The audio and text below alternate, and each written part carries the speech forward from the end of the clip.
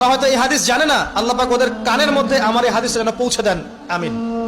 নবী সাল্লাল্লাহু আলাইহি ওয়াসাল্লাম বলেছেন, আমি মেরাজের রাতে যখন গিয়েছি তখন এক শ্রেণীর মানুষকে দেখেছি, ওদেরকে শাস্তি দেওয়া হচ্ছে। কি শাস্তি? জাহান্নামীদের রক্ত এবং পুজ ওদেরকে খেতে দেওয়া হচ্ছে।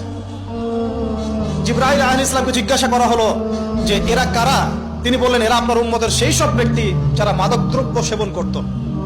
আল্লাহ রাব্বুল আলামিন তার হাবিবের মাধ্যমে জানিয়েছেন, যখন কোনো মুসলিম মাদক সেবন করে বা কোনো ব্যক্তি মাদক সেবন করে তখন 40 দিন তার নামাজ কবুল হয় না। এরপর যদি সে তওবা করে তাহলে আল্লাহ পাক তার তওবা কবুল করবেন ইনশাআল্লাহ। যদি সে আবারও মাদক খায় তওবা করার পর, আবার 40 দিন তার নামাজ কবুল হবে না। যদি সে আবার তওবা করে আল্লাহ পাক আবার তাকে মাফ করে দিবেন। যদি সে আবারও মাদক খায় আবার 40 দিন তার নামাজ কবুল হবে না। তারপর যদি আবার তওবা করে আবার আল্লাহ তাকে মাফ করে দিবেন।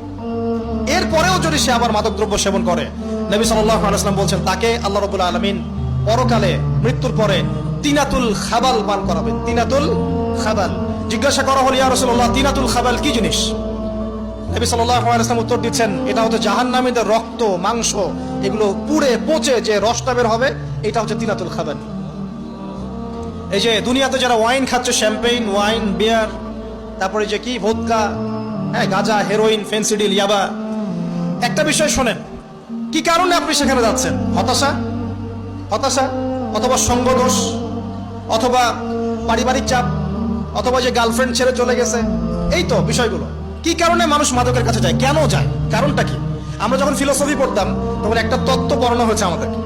তত্ত্বটার নাম হচ্ছে কার্যকারণ তত্ত্ব। মানে প্রত্যেকটা কাজের পিছনে একটা কারণ থাকে, ঠিক আছে? এই যে মুসলিমরা নামাজ পড়ে কেন? আল্লাহর জন্য।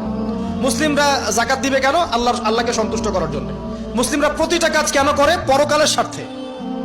পরকালের স্বার্থ নাই, আমি নাই। যে কাজে পরকালের স্বার্থ নাই সে কাজে মুসলিমরা নাই। তাই প্রতিটা কাজের পিছনে একটা কারণ থাকে। দেখবেন, কেন সে সুদ খাচ্ছে? তার পরিবারের স্বার্থে। কেন সে ঘুষ নিল? তার ছেলে মেয়ের উন্নয়নের জন্য। কেন সে দুর্নীতি করছে? বিকজ সম্পত্তি অর্জন করে সে তার ভবিষ্যৎ প্রজন্মকে সিকিউর করতে চায়। কেন সে মাদক খেলো? ওই যে গার্লফ্রেন্ড ছেড়ে চলে গেছে তাই। কেন মাদক খেলো? ওই যে এক বন্ধু মাদক খায়, সে ডাকছে, আয় একটা টান দে, সঙ্গদোষ। কেন সে মাদক খেলো? পরিবারের চাপ, হতাশা। কেন মাদক খাচ্ছে? চাকরি পায় না, বেকার, মাদক খাচ্ছে। মানে মেন্টাল চাপগুলো নিতে পারছে না, সে মাদক খাচ্ছে। সবচেয়ে বেশি মানসিক চাপ কাদের উপর আসে জানেন? 1 নম্বর নবীগণের উপরে, 2 নম্বর সৎ আল্লাহর সৎ বান্দাদের উপরে, তারপর যার ঈমান যত উঁচু তার উপর মানসিক চাপ তত বেশি আসে। এখন যদি মানসিক চাপের সলিউশন মাদকই হবে তাহলে তো আমাদেরই মাদক খাওয়া দরকার ছিল, নাউজুবিল্লাহ। আর আমরা যে পরিমাণ মানসিক চাপ ফেস করি তা চিন্তাই করতে পারবেন না।